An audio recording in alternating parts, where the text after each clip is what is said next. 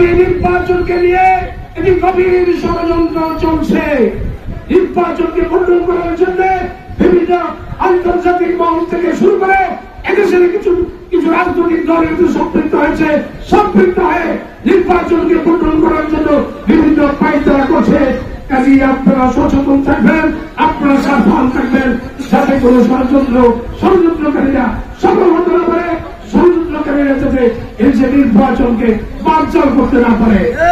আপনারা নিশ্চয়ই এদের মধ্যে লক্ষ্য করেছেন, কেউ কেউ চেয়ার প্রতিনিধিতে একটি উদ্ভট বক্তব্য হাজির করেছেন এবং বিভিন্ন কথা বলে নির্বাচনকে বিচারের জন্য, নির্বাচনকে দীর্ঘায়িত করার জন্য আপনারা যে চেষ্টা চালাচ্ছে, তার সাথে পার্শ্ববর্তী একটা রাষ্ট্রের একটি ভিন্নভাবে জড়িত, যে জড়িত থেকে তারা ষড়যন্ত্র করছে নির্বাচনকে বানচাল করার জন্য। সে কারণে আইন শৃঙ্খলার অবনতি করার জন্য বিভিন্ন জায়গায় বিভিন্নভাবে আপনারা দেখবেন কেমনি ভাবে এদেশে আইন শৃঙ্খলা অবনতি করার জন্য পরিকল্পিত ভাবে সন্ত্রাস চালাচ্ছে। আমি বক্তব্য দিলে এই তো করবো না, আমি আপনাদের কাছে দোয়া চাই এবং একটি কথা আপনাদেরকে বলতে চাই।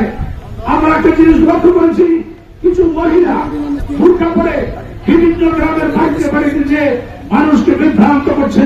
আপনারা লক্ষ্য করবেন, এ তারা ধর্মের দোয়াই দিয়ে মানুষকে টিকিট দিবে বলে বিভিন্ন ভাবে মানুষকে বিভ্রান্ত করার চেষ্টা করছে যে এই মাঠে ভোট দিলে আসতে যাবেন।